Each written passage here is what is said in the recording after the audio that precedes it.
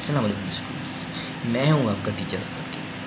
Students, हमने जो last हमारा वीडियो लेक्चर था उसके अंदर हमने पढ़ा था कि एक्सरसाइज 1.4 के क्वेश्चन नंबर 3 तक हमने हल कर लिया था। ठीक है, तो स्टूडेंट्स आज हम क्वेश्चन नंबर 4 हल करेंगे। कोशिश करेंगे क्वेश्चन नंबर 5 भी आज की इस वीडियो में हम कवर कर लें। ठीक है, लेकिन क्वेश्चन नंबर 4 की छोटी है कि इंशाल्लाह इसको हम हल कर लेंगे। ठीक है, तो स्टूडेंट्स क्वेश्चन नंबर 4 की तरफ बढ़ते हैं। आपको मैंने उस दिन जो लास्ट वीडियो थी उसके अंदर आपको मैंने क्वेश्चन नंबर 3 के अंदर, क्वेश्चन नंबर 2 के अंदर, 1 के अंदर मल्टीप्लिकेशन के जितने भी पॉसिबल मेथड हैं, जितने भी गुरु तरीके होते हैं जी, ठीक है, उस सब के सब आपको मैंने समझा दिए हैं। तो स्टूडेंट्स अब हमने बात करनी है। अब उसने जो है ना, जो क्वेश्चन नंबर 4 है, उसने ये कहा कि जी आप इसको मल्टीप्लाई कराएं। तो उसने आपको ABC, D और E 5 पार्ट्स स्टूडेंट्स उसने आपको दे दिए। तो कुछ पार्ट्स मैं करता हूँ, तो कुछ पार्ट्स को आप कर लीजिएगा। ठीक है, तो ये क्वेश्चन हमारा किधर चला जाएगा, ख़त्म हो जाएगा। चलिए स्टूडेंट्स, तो क्वेश्चन नंबर 4 का पार्ट नंबर A की तरफ ही बढ़ते हैं। चलें, अब यही आ गया पार्ट नंबर A। अच्छा, पार्ट नंबर A को मैं छोड़ने जा रहा हूँ, बोला क्यों? पार्ट नंबर A सेम वैसे ही है कि क्वेश्चन नंबर 3 का लास्ट जो पार्ट है बिल्कुल same to same question number 4 का पार्ट नंबर A है। सिर्फ और सिर्फ क्या है, वैल्यूज़ चेंज है। बाकी अगर आपने उस क्वेश्चन को कर लिया 2-3 दफ़ा तो ये क्वेश्चन आप आसानी से हल कर लेंगे। ठीक है स्टूडेंट्स, तो मैं स्टूडेंट्स चलने जा रहा हूँ आपका part number B। Part number skip मैंने कर दिया, पार्ट नंबर B के ऊपर जाने लगा। ठीक है, तो पार्ट नंबर 20 स्टूडेंट्स की अगर हम बात करें तो ये आपके पास पढ़ जाते हैं 1 2 3, this is your equal to 4 5 6, and जो सेकेंड मैट्रिक्स है स्टूडेंट्स आपके पास है वो है 1 2 3 4 एंड -1 एंड 1। चलिए स्टूडेंट्स अब हम बात करते हैं ज़रा अपने तरीके से। सबसे पहले जो बात आपने देखनी है स्टूडेंट्स, वो क्या देखना होता है आपने, 2 रोज़ हैं और 3 कॉलम्स हैं।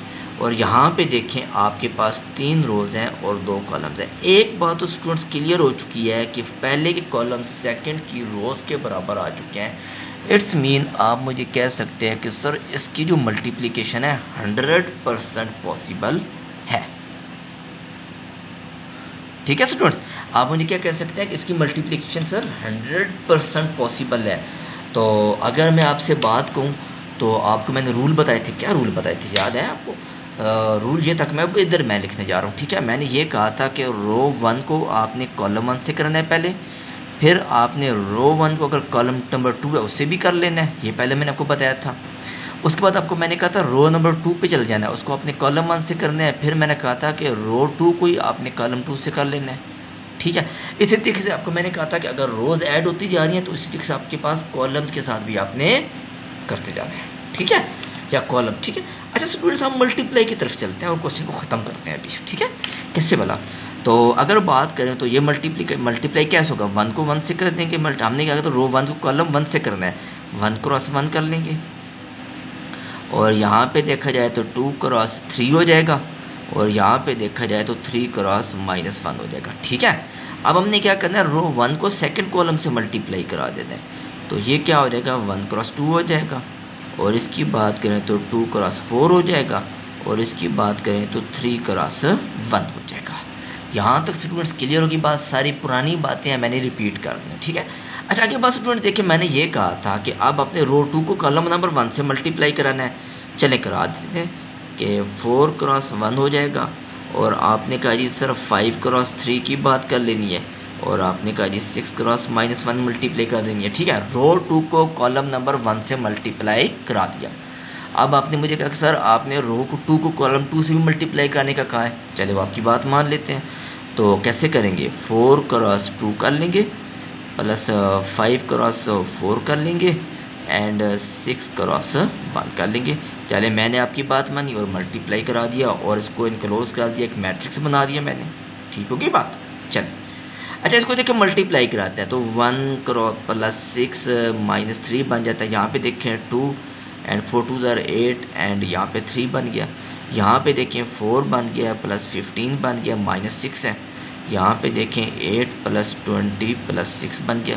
तो स्टूडेंट्स क्वेश्चन तो हमारा हल हो चुका है।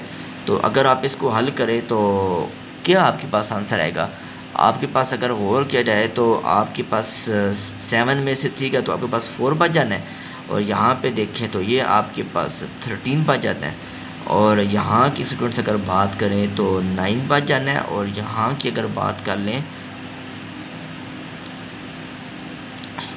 34। ठीक है, तो स्टूडेंट्स आपने देखा कि आपका ऑर्डर कितना बन रहा है 2 क्रॉस 2।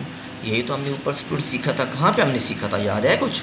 हाँ जी, हमने ऊपर सीखा था पिछली वीडियोस में कि यहाँ से आपको पता चल जाएगा कि जो नया मैट्रिक्स आने वाला है, जो नया मैट्रिक्स जन्म लेने वाला है, उसका ऑर्डर कितना है वो आपको कहाँ से पता चलेगा? जब आप पहले 2 मैट्रिक्स को आप देखेंगे उन्हीं से आपको पता चल जाएगा। ठीक है स्टूडेंट्स, तो ये स्टूडेंट्स हमारे पास था पार्ट नंबर बी। ठीक है, अब स्टूडेंट्स पार्ट नंबर सी जो है ना, दिस इज वेरी इंटरेस्टेड। पहले तो हम बजाय तो बड़ा क्वेश्चन जो है वो लग रहा है कि यार मुश्किल भी हो सकता है, आसान भी हो सकता है, लेकिन इसको अंदर हमें क्या करना पड़ेगा? सबसे पहले तो मैट्रिक्स लिखते हैं ज़रा, फिर हम इसका फैसला करते हैं कि इसको हल कर सकते हैं या नहीं कर सकते। 3 4 है, -1 एंड 1 है, और उसके बाद अगर हम बात कर लेते हैं तो ये है जी 1 2 एंड 3, और दिस इज इक्वल टू 4 5 6। तो स्टूडेंट्स बजाय तो ये मैट्रिक्स हमें बड़ा लग रहा है कि जी ये हमसे हल होने वाला ही नहीं है, या ये जो मैट्रिक्स है बड़ा मुश्किल है, हमें ये शक पड़ जाएगा कि क्या इसकी मल्टीप्लिकेशन पॉसिबल है या क्या इसकी मल्टीप्लिकेशन पॉसिबल ही नहीं है। तो कैसे पता चलेगा? सबसे पहले हम इसका ऑर्डर देख लेते हैं। चले मान लेते हैं बात, तो इसकी बात करें तो 3 क्रॉस 2 आ रहा है। ठीक है, और इसका स्टूडेंट्स अगर देखें तो इसका जो ऑर्डर आ रहा है वो आपके पास 2 क्रॉस 3 आ रहा है।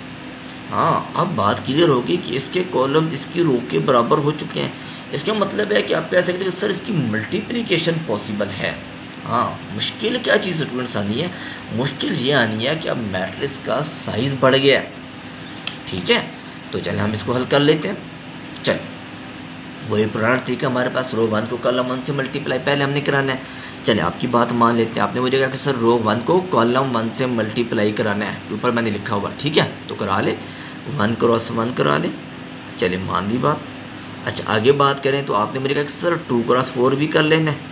चले मैंने आपकी बात मान ली, ठीक हो गई बात। अच्छा, आपने मुझे कहा कि सर रो 1 को कॉलम 2 से भी मल्टीप्लाई करना है। रो 1 को किससे मल्टीप्लाई कराना है? कॉलम 2 से मल्टीप्लाई करा लेना है। चले बात मान ली आपकी मैंने, ये भी 1 क्रॉस 2 हो गया प्लस 2 क्रॉस 5। आगे आपके जहन में आ रहा होगा तो सर इसको अब क्या करें? तो मैंने आपको वैसे ही बोल दिया था कि अगर आपके पास रोज़ या कॉलम ज़्यादा हो जाए तो आपने इसी को उसको बरकरार रखना है। मीन्स रो 1 को आप कॉलम नंबर 3 से मल्टीप्लाई करा दें। 1 क्रॉस 3 प्लस 2 क्रॉस 6 की बात हो गई। ठीक होगी स्टूडेंट्स बात। अच्छा, अब हम बात करते हैं रो नंबर 2 की बात कर लेते हैं। ठीक है, रो 2 कॉलम नंबर 1 से मल्टीप्लाई करा लें। चले आपकी बात मान ली, 3 क्रॉस 4 हो गया, प्लस की बात करें तो 4 क्रॉस 4, ये भी बात मैंने आपकी मान ली। अच्छा स्टूडेंट्स, आगे आपने क्या जी रो 2 को कॉलम 2 से मल्टीप्लाई कराना है, करा लिया। 3 क्रॉस 2 की बात भी कर ली एंड 4 क्रॉस 5 की भी बात कर ली। अच्छा, यहाँ पे थोड़ा सा मेरे से गैप नहीं रखा, आपने यहाँ पे थोड़ा क्लियर गैप रखना है। ठीक है, तो मेरे से क्वेश्चन में थोड़ी सी मिस्टेक है, हो गया। अच्छा, अब आपने कहना है कि रो 2 को कॉलम नंबर 3 से मल्टीप्लाई करा लेना है, तो मैंने यहाँ पे गैप मेंटेन वैसे कर दिया। 3 क्रॉस 3 की बात कर ली और 4 क्रॉस 6 की बात कर ली। चलिए स्टूडेंट्स, अब आपके पास वही चीज़ आ गई कि अब आपके पास थर्ड रो भी आ रही है और थर्ड कॉलम भी आ रहा है, तो उसको मल्टीप्लाई करा लेते हैं। तो -1 क्रॉस 1 की बात कर लेते हैं, 1 क्रॉस 4 की बात हो जाती है। और यहाँ पे स्टूडेंट्स क्या बात बन जाएगी? -1 क्रॉस 2 बन जाएगा प्लस 1 क्रॉस 5 बन जाएगा। यहाँ पे देखो तो -1 क्रॉस 3 बन जाएगा और प्लस की बात करें तो 1 क्रॉस 6 बन जाएगा। और इसको एक बड़ी सी ब्रैकेट लगा के आपने क्या कर दिया? मैट्रिक्स बना दिया। तो स्टूडेंट्स ये मुश्किल तो नहीं है ना, बहुत ईजी है, मैंने आपको बहुत ही आसान से तरीके से समझा दिया। ठीक है, तो स्टूडेंट्स बात हम करते हैं, अब ज़रा मल्टीप्लाई करना और ऐड करना शुरू करते हैं। 1 पहले में आ जाएगा, चलिए आप कहते हैं 8 अब मान लेते हैं बात, तो ये 2 + 10 बन जाना है। और इसकी बात करें तो 3 + 12 बन जाना है, और 12 + 16 की बात कर लेते हैं, 6 + 20 की बात कर लेते हैं, 9 + 24, और ये -1 + 4 बन जाएगा, तो -2 + 5 भी बना दिया, तो -3 + 6 बन गया। तो आपने क्या स्टूडेंट्स, आपने कहा सर ये तो बहुत इजी हो गया। अच्छा, अब और इजी करते हैं ना थोड़ा सा, और इजी क्या करना है हमने इजी ये करना है कि हम इसको फाइनल आंसर लिखने जा रहे हैं। यहाँ पे देखें 9, this is your 12, this is your 15, this is your 28, this is your 26, this is your 33 and this is your -4 plus का 3 and this is your +3 and this is your 3। ठीक है स्टूडेंट्स, यहाँ पे स्टूडेंट्स आपके पास आपका जो ये क्वेश्चन है क्या हो जाता है, ख़त्म हो जाता है। और अब आपको देखना है कि क्या जो क्वेश्चन है इतना बड़ा मेरा मैथ क्वेश्चन बन चुका है, क्या ये मेरा ठीक भी है या नहीं। तो चेक करने का क्या तरीका है, आपके पास जो ऊपर मैंने बताया था 3 को, तो आपके पास न्यू जो ऑर्डर बना था वो कितना बनना चाहिए था 3 × 3 और यही तो बना है। इट्स मीन कि आपका क्वेश्चन क्या है, ठीक है। अच्छा बच्चों, इसके बाद बच्चों हम ऐसा करते हैं कि हम पार्ट नंबर C तो आपको मैंने करा दिया, और अब हम बात करते हैं तो पार्ट नंबर D की बात करते हैं।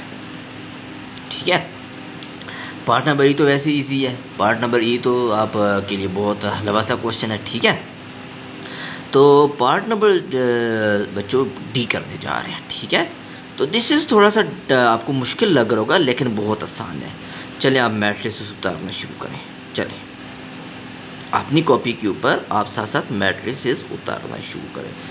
ये क्या है 5/2, this is -4 and this is 4। सबसे पहला काम बच्चों आपने क्या करना है, आपने ये देखना है कि दोनों का ऑर्डर क्या है। चलें, इसका ऑर्डर है 2 × 2 और इसका भी ऑर्डर क्या बन रहा है 2 × 2। इट्स मीन कि इसके कॉलम्स इसकी रोज़ के बराबर हैं। इट्स मीन कि आपके पास जो मल्टीप्लिकेशन है वो 100% पॉसिबल है। कितना 100% पॉसिबल है। तो अब आप इसको मल्टीप्लाई करा लें। क्या मैंने कहा था कि रो 1 को कॉलम 1 से मल्टीप्लाई करा देना है, तो चलें करा लेते हैं। आपने मुझे कहा कि सर 8 × 2 कर लें, और प्लस की बात करें तो 5 × -4 कर लें। अगले स्टेप में आपने कहा सर रो 1 को ही आप कॉलम 2 से मल्टीप्लाई कराना है। चलें मान लेते हैं 8 × 5/2। चलें प्लस हम बात कर लेते हैं 5 × 4 की बात कर लेते हैं। तो नेक्स्ट की स्टूडेंट्स अगर हम बात करें तो आपने कहा कि सर ऐसा कर लेते हैं कि रो 2 को कॉलम 1 से मल्टीप्लाई करा लेते हैं। चलें बात मान ली। 6 × 2 प्लस की बात करते हैं तो 4 × -4। चले आपकी बात मान ली। सेकंड बात करते हैं तो ये है आपके पास 6 × 5/2 और प्लस की बात करते हैं तो 4 × 4। या इसको मैंने एक मैट्रिक्स में बना दिया और आपका क्वेश्चन हल करने की तरफ जा रहा हूँ। अच्छा स्टूडेंट्स ऐड कर लें, मल्टीप्लाई कर लें। 16 बन जाता है, -20 बन जाता है। यहाँ पे देखें कट रहा है 2 4 तक कट रहा है, तो ये आपके पास कितना बन रहा है 20 + 20 बन रहा है। यहाँ पे देखें 12 - 16 बन रहा है। यहाँ पे भी कट कर दे तो ये बन जाता है 3 5 15 प्लस की बात करें तो 16 बन रहा है। तो स्टूडेंट्स यहाँ पे अगर आप देखें तो ये -4 बन रहा है, 40 बन रहा है, -4 बन रहा है, और यहाँ पे आप देखें तो 31 बन रहा है। तो स्टूडेंट्स क्वेश्चन जो है आपका बड़ा आसान था। इट्स मीन कि you are getting confuse about that. ठीक है, अच्छा इसमें मुझे शक पड़ रहा है कि ठीक है, नो बिल्कुल क्लियर है। ठीक है स्टूडेंट्स, यहाँ पे आके आपका क्वेश्चन क्या हो जाता है, क्लोज रहता है। और अगर आप कहें कि सर इसका कैसे पता चला, तो देखिए इसका जो ऑर्डर है ना वो 2 × 2 है, वही तो आपके पास आना था। ठीक है स्टूडेंट्स, यहाँ पे आके स्टूडेंट्स हमारा क्वेश्चन नंबर 4 भी ख़त्म हो जाता है। और पार्ट नंबर E जो है ना वो मैंने आपके लिए बचा दिया है कि आप इसको ऐसा करें, खुद क्या करें, फिर भी अगर समझ ना आए तो आपने ऐसा करना है कि कमेंट सेक्शन में आके मुझे कमेंट कर देना है, मैं आपको समझा दूँगा। ठीक है स्टूडेंट्स। अच्छा स्टूडेंट्स, मैं एक पार्ट जो है ना क्वेश्चन नंबर 6 करने जा रहा हूँ आप इसी वीडियो के अंदर ऐड करने जा रहा हूँ। ठीक है, तो होप्स हो कि क्वेश्चन नंबर 6 जो है आपको आसानी से समझ आ जाएगा, क्योंकि एक पार्ट मैं करूँगा, एक पार्ट आपने कर लेना है। ठीक है स्टूडेंट्स, तो क्वेश्चन नंबर 6 की तरफ चलते हैं। देखिए स्टूडेंट्स, क्वेश्चन नंबर 6 क्या कहता है। उसने ये कहा कि ABC आपको 3 मैट्रिसेस दे दिया। उसने ये कहा पहला पार्ट मैं करने जा रहा हूँ AB वाला, BC आप कर लीजिएगा या BC मैं कर लेता हूँ। ठीक है, चलो मैं AB वाला कर देता हूँ। ठीक है, तो स्टूडेंट सबसे पहले तो आप मैट्रिक्स ए लिख लें। चलिए जी, आपने लिख लिया -1 3 2 एंड 0। और स्टूडेंट उसके बाद आप बी लिख लें, आपको ज़रूरत है इसकी। तो 1 2 एंड -3 -5। उसने ये कहा है कि आप ए बी का ट्रांसपोज जो है this is equal to B का ट्रांसपोज एंड ए का ट्रांसपोज। बज़ाहिर क्वेश्चन बहुत बड़ा लग रहा है, लेकिन students remember that this question is much easier. ठीक है, तो सबसे पहले बात करते हैं, हम लेफ्ट हैंड साइड ले लेते हैं। ठीक है, चलिए बात मान ली आपकी, मैंने लेफ्ट हैंड साइड ले लेता हूँ। तो कैसे लेता हूँ कि ए बी का मैं ट्रांसपोज निकाल लेता हूँ। सबसे पहले मुझे क्या निकालना पड़ेगा, ए बी निकालना पड़ेगा। चलिए दोनों किस तरह साथ साथ लिख लेते हैं। ये बन गया 2 0, और इसकी बात करें तो 1 2 एंड -3 -5। तो इसकी अगर बात करें तो रो 1 को कॉलम 1 से मल्टीप्लाई करा दें। पहले वाला तरीका जो आपको याद मैंने कराया वो -1 को 3 से करा दें एंड 3 क्रॉस -3 से करा दें। ठीक है, अच्छा आगे हम बात क्या करनी है कि -1 क्रॉस 2 कर देना है, और ये क्या कर देना है 3 क्रॉस -5 कर देना है। अच्छा आगे आप बात करें तो 2 क्रॉस 1 आ जाएगा, यहाँ पे रो 2 को कॉलम 1 से मल्टीप्लाई करा देना है। ठीक है, तो करा ले। अच्छा इसके बाद रो 2 को कॉलम 2 से भी मल्टीप्लाई करा लेना है, तो ये भी आपने कर लिया। 0 को -5 से मल्टीप्लाई करा दिया। चलिए स्टूडेंट्स, ये है आपके पास ए बी का ए बी निकला पहले। ठीक है, तो यहाँ पे देखें तो ये बन रहा है -3 माइनस का 9। अच्छा यहाँ पे देखें तो ये बन रहा है जी -2 माइनस का 15। ये देखो स्टूडेंट्स, ये बन रहा है 2 + 0 और ये बन रहा है 4 + 0। इट्स मीन जो आपके पास फाइनल मैट्रिक्स आ रहा है ये बन रहा है -12 -17 2 एंड 4। उसने स्टूडेंट्स आपको ये कहा है कि आप ए बी का ट्रांसपोज ले लें। तो स्टूडेंट्स ट्रांसपोज लेने का क्या तरीका होता है, रोज को कॉलम में कन्वर्ट कर देना है। ठीक है, -2 -17 एंड 2 एंड 4। ये स्टूडेंट्स आपके पास, इसको आप कह सकते हैं ए कह दें 1 कह दें, जो दिल करते हैं आप कह दें। ठीक है स्टूडेंट्स। अच्छा स्टूडेंट्स, आगे जो चीज़ आपको मैं गाइडलाइन करने जा रहा हूँ, पहली चीज़ क्या है आपके पास, सबसे पहले चीज़ याद रखनी है, आपने बी का ट्रांसपोज निकालना है। निकाले बी का ट्रांसपोज, आपके पास ये मैट्रिक्स पड़ा है, बी का ट्रांसपोज कैसे निकालेगा, 1 एंड 2 हो जाएगा और ये बन जाएगा -3 -5। ठीक है बात। अच्छा स्टूडेंट्स, उसके बाद आपने ए का ट्रांसपोज भी निकाल लेना है। तो कैसे निकलेगा, -1 एंड 3 एंड 2 एंड 0। अब आपने नेक्स्ट स्टेप में क्या कर देना है, बी के ट्रांसपोज को ए के ट्रांसपोज के साथ मल्टीप्लाई करा देना है। स्टूडेंट्स सेम जो है, जो हमने इस तरह ए बी को मल्टीप्लाई कराया, आपने बी के ट्रांसपोज और ए के ट्रांसपोज को मल्टीप्लाई करना है, तो आपका जो आंसर है बिल्कुल ए के साथ मैच होगा। मीन्स इसका बी रख लीजिएगा, इसका जो आंसर है ए के बराबर आ जाएगा। ठीक है स्टूडेंट्स। तो स्टूडेंट्स अगर आपको समझ अच्छी तरह आ गई है तो आपने इस चैनल को लाजमी सब्सक्राइब करना है, ताकि लाइक भी करना है आपने, और आपने कमेंट्स भी करना है कि आपको कितनी समझ आ रही है, कितनी समझ नहीं आ रही। तो जाके आपको जो मेरी अपडेटेड जो वीडियोज़ हैं वो आपके पास टाइम पे पहुंचते रहें और आपको टाइम के ऊपर बेनिफिट होता रहे। Thank you so much students.